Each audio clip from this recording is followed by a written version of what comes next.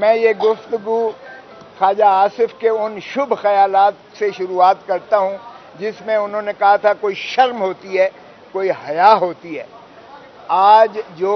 وفاقی حکومت کی جانب سے 2 دن کی سماعت کے بعد عدالت عظمیٰ میں استدعا کی گئی ہے، یہ بالکل اسی مصداق شرمناک بھی ہے اور افسوسناک بھی ہے۔ یہ 2 دن پہلے جب شروعات ہوئی تو جسٹس منصور علی شاہ صاحب نے بیٹھ کر ایک بات کہی کہ کسی کو اگر آج اعتراض ہے میری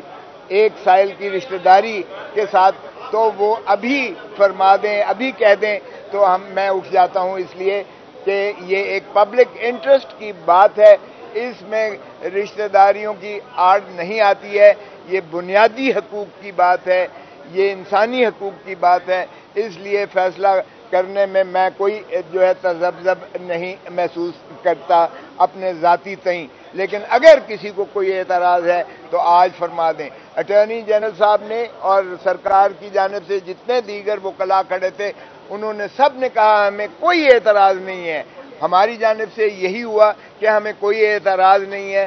آج ملک جو ہے جس اذیت اور کرب سے گزر رہا ہے اس کی بہترین طریقہ حل یہی ہے کہ اس پٹیشن کا فیصلہ کر دیا جائے۔ جناب بیرسٹر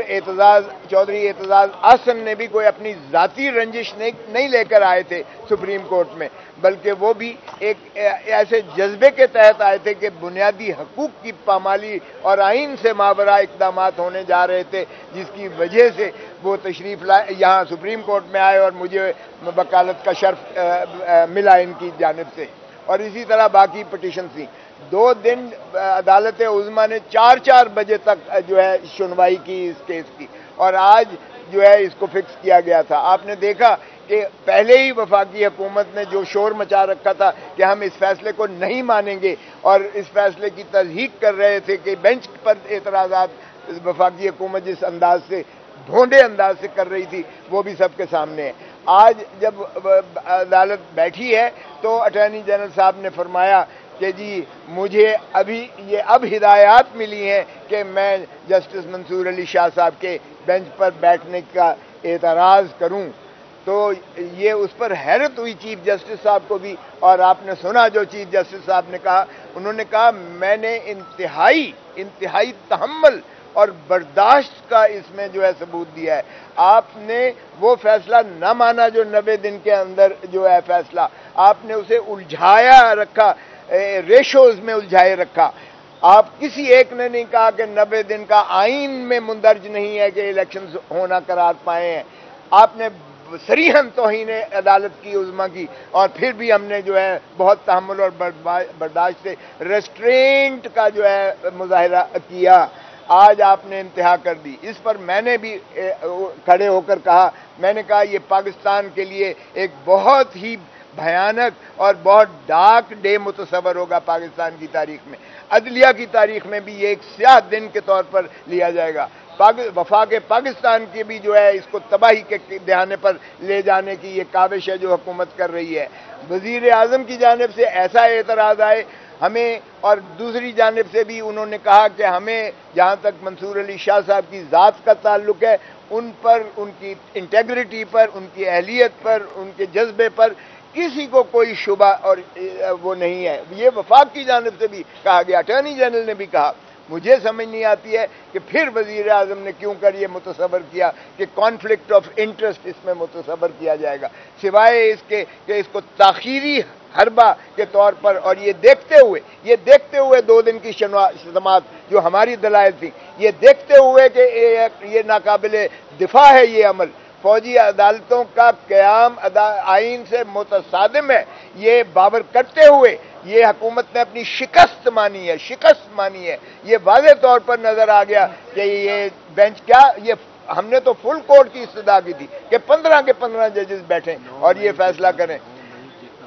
یہ بھی 9 مئی سے کم سیاہ دن نہیں ہے، یہ 9 مئی سے زیادہ سیاہ دن ہے جو آج یہ وفاق کی جانب سے کیا گیا، کیونکہ یہ حکومت برجستہ طور پر سامنے کھل کر آ گئی ہے کہ ہم نہ آئین کو مانتے ہیں، نہ ہم عدلیہ کو مانتے ہیں۔ یہ وفاق اور پاکستان کا بھرپور نقصان کرنے جا رہی ہے، اور اس چیز کا برملا میں نے اظہار جو ہے ریکارڈ کروایا سپریم کورٹ میں، یہ جس دوران یہ ہو گئی تھی۔ لیکن اب ہم نے یہ عرض کیا ہے سپریم کورٹ میں منصور علی شاہ صاحب سے بھی کہ خدا را اب وفاق اس پر جو ہے اعتراض نہیں کر سکتی ہے، کیونکہ ایک دفعہ جب وفاق نے کہہ دیا 2 دن پہلے کہ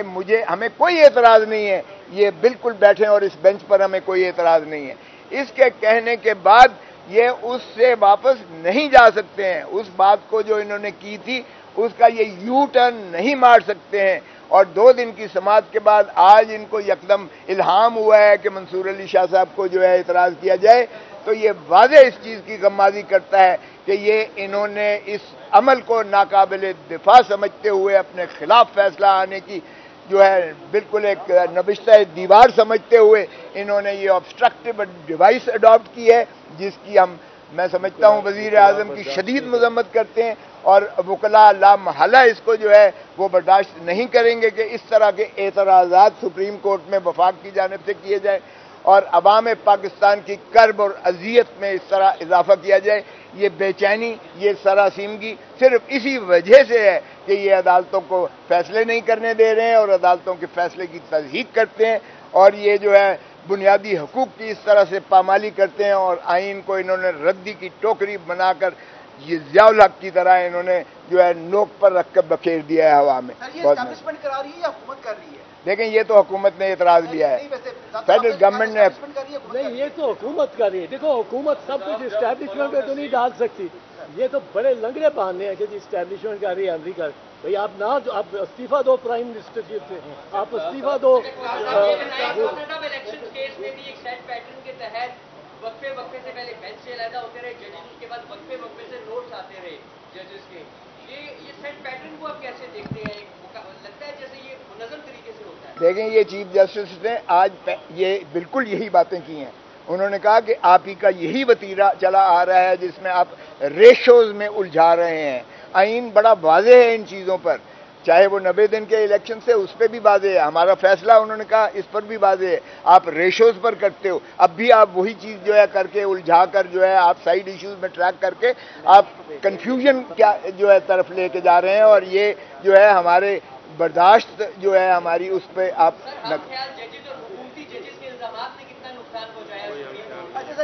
کوئی ہم خیال اور کوئی حکومتی نہیں ہے، معاف کیجیے گا، جج جج ہے، اور ججوں میں اختلاف رائے ایک خوش آئند بات ہے اور تسلیم شدہ بات ہے، اس لیے ہم اس کو جو ہے یہ نہیں سمجھتے کہ یہ ججوں میں ڈویژن ہے، البتہ ہر ایک کا اپنا اپنا نظریہ ہونا۔ دونوں شخصیات ہیں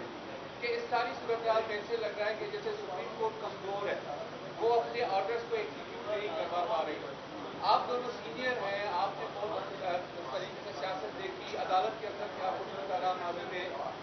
آپ کیا کہنا چاہیں گے چیف جسٹس صاحب کو کہ کیا اب ان کے پاس یہ نہیں وقت نہیں ہے سوال کرنا ہے؟ اس کا جواب چیف جسٹس صاحب نے خود دیا ہے، انہوں نے کہا کہ ججز کے پاس ایک مورل اتھارٹی ہوتی ہے، ہمارے پاس ڈنڈا نہیں ہوتا ہے، ڈنڈا اور چھڑی اوروں کے پاس موجود ہے، اس لیے ہماری مورل اتھارٹی جو ہے ہوتی ہے جسے عوام بھی تسلیم کرتی ہے، دنیا بھی تسلیم کرتی ہے، آئین کے اندر ہوتی ہے، اس مورل اتھارٹی کو آپ نے ریشوز میں کنفیوز کر کے الجھا کے جو ہے خراب کیا ہے۔ ہم آئین پر عملداری کرتے ہیں، ہم کسی کے جواب دینے ہیں، اس کا جواب خود چیف جسٹس صاحب نے دے دیا ہے، اس لیے حکومت کو ہوش کے ناخن لینا چاہیے کہ خدا را اسے سرزمین بے آئین نہ بنائیے گا۔ میں ایک ذرا اضافہ ان کے کر دوں، سپریم کورٹ کیا کر سکتی ہے جو سپریم کورٹ کو کرنا چاہیے؟ سپریم کورٹ ایک چیز نہیں کر سکتی جو اس کو نہیں کرنا چاہیے، وہ یہ کہ وہ پھر ایک ڈیٹ دے دے اور کیا اس ڈیٹ پہ الیکشن ہوگا۔ یہ ماننے کو تیار نہیں ہوں گے، نہ چیف الیکشن کمشنر، نہ فائنانس منسٹر، نہ ڈیفنس منسٹر، نہ انٹیریئر منسٹر، یہ کوئی ریسورس وسائل نہیں دیں گے اس کی خاطر۔ یہ کہیں گے وہ ہوں گے الیکشن تو 8 اکتوبر کو ہوں گے، تو 8 اکتوبر کو بھی نہیں کرائیں گے۔ سپریم کورٹ کو چاہیے یہ اگر عملی اقدامات نہیں لیتے الیکشن کی طرف، اور یہ اس طرح کی بہتان انگریزی کرتے ہیں، اور اس نے انہوں نے بہت ساری کی ہے، پہلے وہ جو جلسہ کیا انہوں نے سپریم کورٹ کے گیٹ کے باہر، اور مریم بی بی نے بھی اور مولانا فضل الرحمان نے بھی ہرگاہ سرائی کی۔ ان کو چاہیے، سپریم کورٹ کو چاہیے सेल्फ एग्जीक्यूटरी ऑर्डर्स पास कर। एक ये कह दें ये इन्होंने तौहीन अदालत की है, इनकी जो जवाब है और इनकी जो पिटीशन है और इनके जो जलसों में तकरीरें हैं वो बजाते खुद तौहीन अदालत है, उसका नोटिस दें। अगर ये पेश नहीं होते कि हम इस बेंच को रिकग्नाइज नहीं करते, तौहीन अदालत में कन्विक्शन का फैसला दे दें। दूसरा फैसला दें कि ये तौहीन अदालत कर दें कि बायस ये डिस्क्वालीफाई हो गए। मैं देखता हूँ कौन सा ये इनमें से कौन सा जो डिस्क्वालीफाई हुआ होगा